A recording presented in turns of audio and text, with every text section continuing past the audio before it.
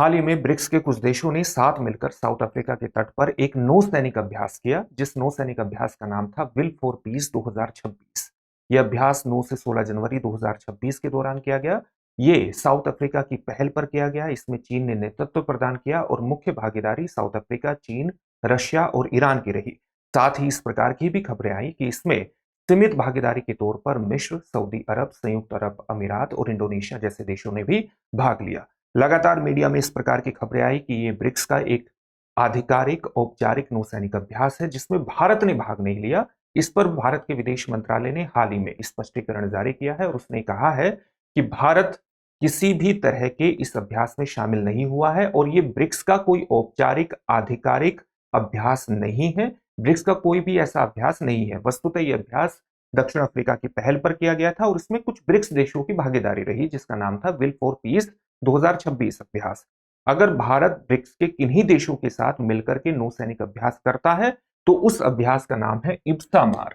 इब्सामार के अंतर्गत कौन कौन से देश शामिल हैं? इसके अंतर्गत शामिल है India, Brazil, south Africa, maritime. ये एक ऐसा अभ्यास है जिसकी शुरुआत वर्ष 2008 में की गई थी और मुख्य रूप से समुद्री तस्करी, समुद्री पायरेसी और आतंकवाद से निपटने के लिए इन देशों की नौसेनाओं के बीच एक सहयोग स्थापित करने के दृष्टिकोण के साथ शुरू किया गया था। आप ये भी जानते हैं कि इब्सा जो फोरम है, इसकी शुरुआत वर्ष 2003 में की गई थी, जब ब्राजील के ब्राजीलिया में तीनों देशों के विदेश मंत्री मिले और उन्होंने एक घोषणा जारी की।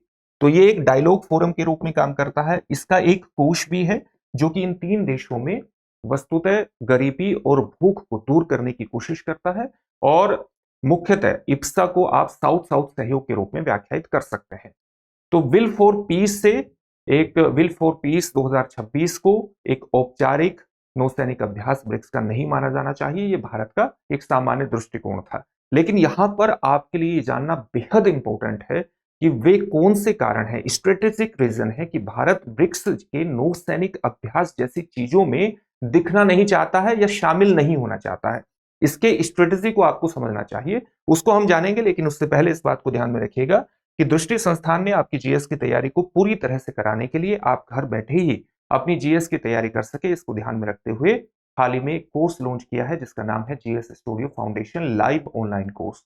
ये मात्र 24,999 में आपकी जीएस की तैयारी को मात्र 14 महीने में पूरा करा देगा। इसकी सबसे खास बातों में ये शामिल है कि इसको करने के बाद अगर आप दृष्टि संस्थान की किसी भी शाखा में जाकर के जीएस फाउंडेशन बैच में एडमिशन लेंगे, तो ऑफलाइन बैच में एडमिशन लेंगे तो ये सारी फीस वहां पर एडजस्ट हो जाएगी, यानी ये कोर्स आपको एक तरह से फ्री में पढ़ने वाला है। साथ ही अगर आप इस फीस में भी कुछ डिस्काउंट चाहते हैं तो इस कोर्स से जुड़ने के दौरान आप मनीष कोड का इस्तेमाल कर सकते हैं। अगर आप मनीष कोड का इस्तेमाल करेंगे तो आपको इसमें भी डिस्काउंट प्राप्त हो जाएगा। इसके संबंध में जो बैच है वो हिंदी, इंग्लिश और इंग्लिश तीनों में ही उपलब्ध है। हिंदी माध्यम का बैच 3 फरवरी से प्रारंभ होने वाला है, इंग्लिश का बैच 4 फरवरी से प्रारंभ होने वाला है और इंग्लिश का बैच 5 फरवरी से प्रारंभ होने वाला है। इंग्लिश के बैच में हिंदी और इंग्लिश दोनों में चीजें समझाई जाएंगी, नोट्स उपलब्ध होंगे इंग्लिश में। 10 कलर्ड प्रिंटेड बुकलेट्स आपको मिलेंगी जीएस के अलग अलग विषयों को कवर करती हुई। जो भी पढ़ाया जाएगा उसकी पीडीएफ फाइल होगी, यानी एक तरह से संपूर्ण पैकेज है। तो डिस्क्रिप्शन में दिए गए लिंक पर जाइए, आप किसी भी बैच में एडमिशन ले सकते हैं और अपने एडमिशन को सुनिश्चित कर सकते हैं। साथ ही डाउनलोड कीजिए दृष्टि लर्निंग ऐप, यहां से भी आप अपने एडमिशन को सुनिश्चित कर सकते हैं। किसी भी प्रकार का डाउट हो तो 8750187501 पर कॉल कर लीजिएगा।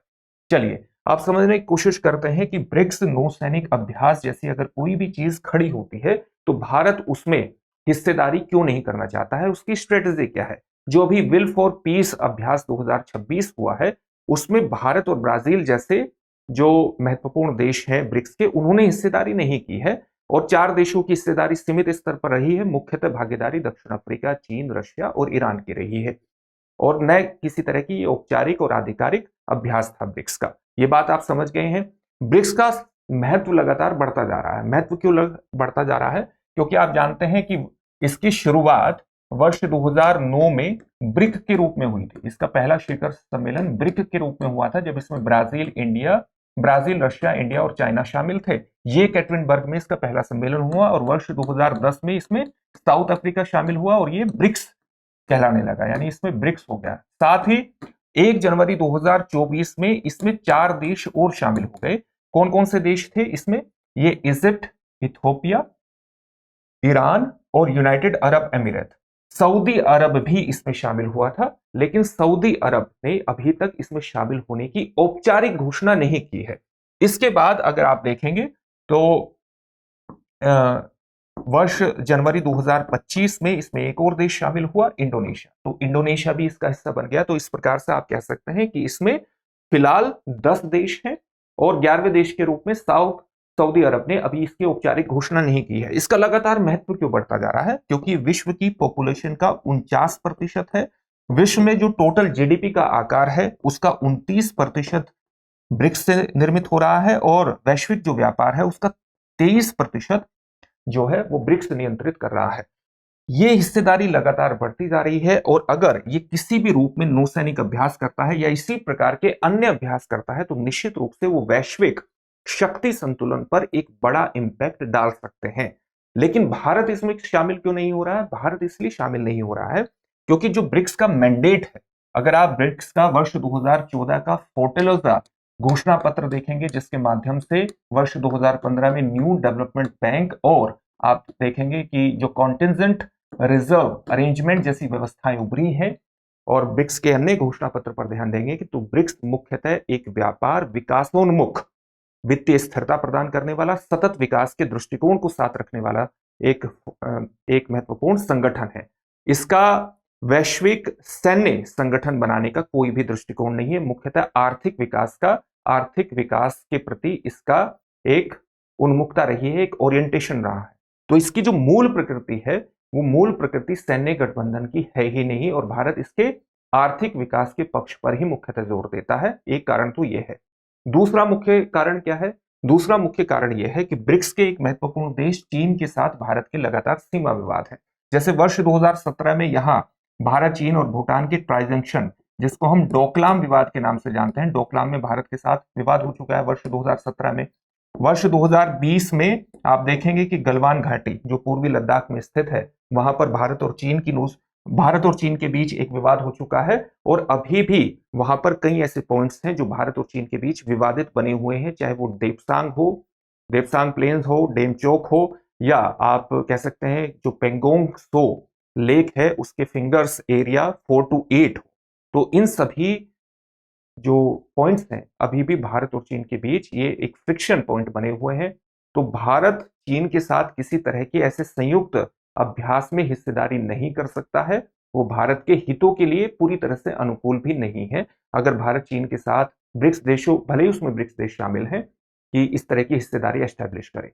साथ ही भारत अपनी रणनीतिक स्वायत्तता को वैश्विक स्तर पर बनाए रखना चाहता है और रणनीतिक स्वायत्तता को बनाए रखते हुए भारत अलग अलग देशों के साथ अलग अलग अभ्यास करता है, चाहे फ्रांस के साथ द्विपक्षीय नौसैनिक अभ्यास जिसका नाम वरुण हो, चाहे ब्रिटेन के साथ हो, चाहे रशिया के साथ हो, जापान के साथ हो, इंडोनेशिया, थाईलैंड और सिंगापुर जैसे देशों के साथ नौसैनिक अभ्यास स्वतंत्र रूप से करता है। और ये भारत की एक स्वतंत्र वैश्विक नीति को भी प्रदर्शित करता है कि भारत चयनात्मक रूप से जहां पर भी सहूलियत देखता है उनके साथ अपने संबंधों को आगे बढ़ाता है, समुद्री सहयोग एस्टेब्लिश करता है, समुद्री सहयोग एस्टेब्लिश करके नौसेनाओं के बीच अंतर संचालनीयता, इंटरऑपरेबिलिटी और बेस्ट प्रैक्टिसेस को अपनाने की कोशिश करता है ताकि वो अपने समुद्री हितों की सुरक्षा कर सके।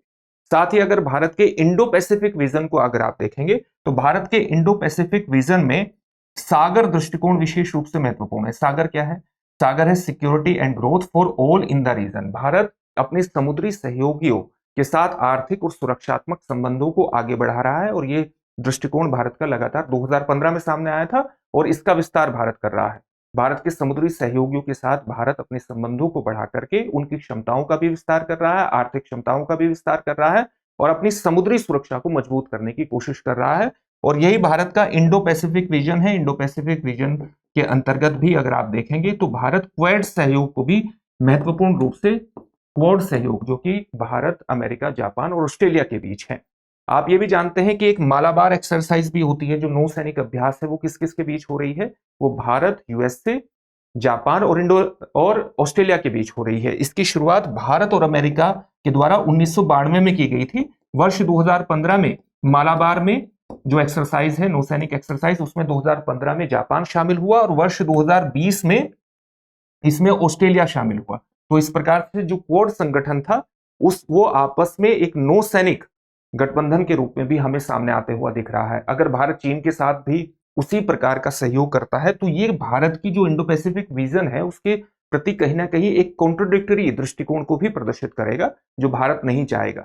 साथ ही अगर आप ये देखेंगे कि रूस यूक्रेन युद्ध 2000 जब शुरुआत हुई वर्ष 2022 में, फरवरी 2022 में, तो उसके बाद रशिया और चाइना के बीच जो रक्षा सहयोग मजबूत हुए हैं। तो अगर भारत इस रक्षा सहयोग में किसी भी रूप में शामिल होता है तो एक धुरी जैसी स्थिति के निर्माण में भारत सहयोग नहीं करना चाहता है। भारत किसी ब्लॉक में शामिल नहीं होना चाहता है। भारत पश्चिमी देशों को या अमेरिका को किसी प्रकार का गलत संदेश नहीं देना चाहता है। हालांकि भारत के रशिया के साथ बहुत ही मजबूत रक्षा सहयोग एस्टेब्लिश है, लेकिन भारत इस तरह के ब्लॉक में शामिल होकर के किसी भी रूप में न तो अपनी रणनीतिक स्वायत्तता को खतरे में डालेगा और न ही पश्चिमी देशों को एक गलत संदेश देगा। अपनी रणनीतिक स्वायत्तता को बनाए रखेगा। वैश्विक स्तर पर किस तरह से उसे संतुलन एस्टेब्लिश करना है उस रणनीति पर ही भारत आगे बढ़ता रहेगा। और इसी दृष्टिकोण को भारत का ये जो विदेश मंत्रालय का पूरा वक्तव्य आया है, ब्रिक्स नौसैनिक अभ्यास जिसको कहा जा रहा है, वह वस्तुतः ब्रिक्स नौसैनिक अभ्यास नहीं है। भारत ने पूरी तरह से स्पष्ट कर दिया है, ये ब्रिक्स के कुछ देशों ने मिलकर के नौसैनिक अभ्यास किया है। इसको इस रूप में व्याख्यायित किया जाना चाहिए। अब इससे जुड़े हुए एक प्रश्न को देख लेते हैं। प्रश्न क्या है? इप्सामार नौसैनिक अभ्यास में निम्न में से कौन कौन से देश भाग लेते हैं? आपके सामने ऑप्शंस क्या हैं? भारत, रूस, चीन, भारत, ब्राजील, दक्षिण Africa, Bharat, Japan, Australia, Bharat, France, Indonesia. इस प्रश्न का उत्तर कमेंट बॉक्स में कमेंट करके जरूर दीजिएगा। फिर से एक नए सेशन में आपसे मुलाकात होगी। धन्यवाद। अब एग्जाम की तैयारी को और बेहतर करने के लिए हमारे चैनल को लाइक, शेयर और सब्सक्राइब करना ना भूलें।